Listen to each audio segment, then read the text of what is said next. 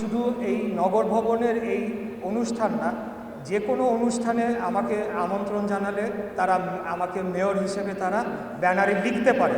এটা আমার দাবি না, এটা আমার দাবি, এটা জনগণের দাবি, এটা বাংলাদেশের সর্বোচ্চ আদালতের মাধ্যমে এটা প্রতিষ্ঠা পেয়েছে। অতএব আজকে যারা এটা নিয়ে আবারও কথা তোলার চেষ্টা করছে তাদেরকে বলবো যে তারা নিজেদের জ্ঞানকে আরেকটু পরিমার্জিত করে আরেকটু সমৃদ্ধ করে তারা যাতে কথা বলে। কারণ বাংলাদেশের নির্বাচন কমিশন কর্তৃক যে গ্যাজেট প্রকাশ করা হয়েছে সেখানে স্পষ্টভাবে উল্লেখ রয়েছে যে ঢাকা দক্ষিণ সিটি কর্পোরেশনের মেয়র হিসেবে আমাকেই সেখানে ঘোষণা করা হয়েছে। সুপ্রিম কোর্টের আপিল বিভাগ কর্তৃক যখন আমার যে মেয়রের গ্যাজেটকে চ্যালেঞ্জ করে যে রিট করা হয়েছিল সেটিকে যখন নিষ্পত্তি করে গ্যাজেটটিকে বহাল রাখা হয়েছে, সেই মুহূর্তে থেকে সেই প্রশাসক অবৈধ হয়ে গিয়েছে।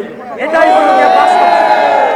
এখানে প্যারালাল প্রশাসন তারা চালাচ্ছিল, আমি জনগণের ভোটে নির্বাচিত হয়েছি এবং আইনের মাধ্যমে আদালতের মাধ্যমে আমার যে বর্তমান অবস্থান সেটাকে প্রতিষ্ঠা করেছি। এখানে অবৈধভাবে তারা প্রশাসক নিয়োগ দিয়ে তারা এখানে দুর্নীতিতে জড়িয়ে পড়েছিল এবং যে উপদেষ্টা ছিল স্থানীয় সরকার উপদেষ্টা, তার ব্যক্তিগত সহকারীর বিরুদ্ধে 300 কোটি টাকার উপরে অভিযোগ সেটা দুদকে এখন তারা ইনভেস্টিগেট করছে।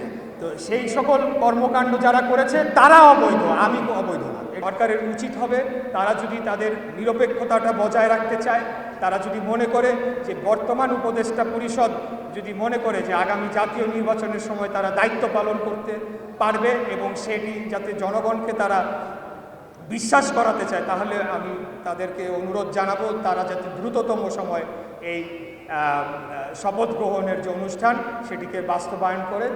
আর অন্যথায় কিন্তু এই আন্দোলনটা আমরা চালিয়ে যাব।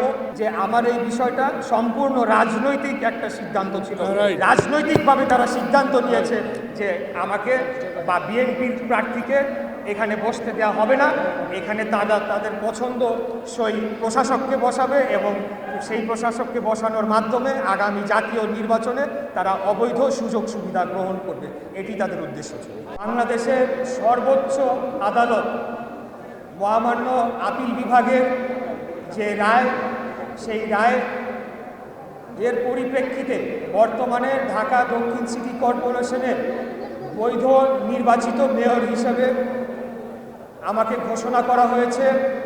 কিন্তু বর্তমান সরকার এখন পর্যন্ত আমার শপথ গ্রহণের বিষয়ে কোনো সিদ্ধান্তে পৌঁছাতে পারে নাই, যার কারণে আমরা পরবর্তীতে গতকাল থেকে আমাদের ঢাকা দক্ষিণ সিটি কর্পোরেশন নগর ভবনে অবস্থান কর্মসূচি বিরতিহীনভাবে ঘোষণা করেছি।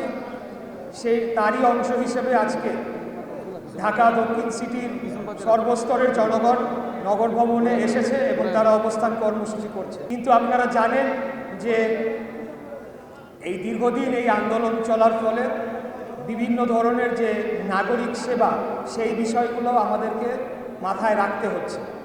আপনাদেরকে একটু তথ্য দিতে চাই যে এই আন্দোলনের শুরু থেকেই সমস্ত জরুরি সেবা কিন্তু চলমান ছিল এবং সেটা আমাদের সিদ্ধান্তে আমরাই নিশ্চিত করেছি যে সকল ধরনের জরুরি সেবা যেগুলো রয়েছে সেগুলো যাতে চলমান থাকে, অর্থাৎ আমাদের আন্দোলনের কারণে যাতে জনগণের দুর্ভোগ তো হচ্ছেই, কিন্তু সেটি যাতে চরম আকারে না পৌঁছায়।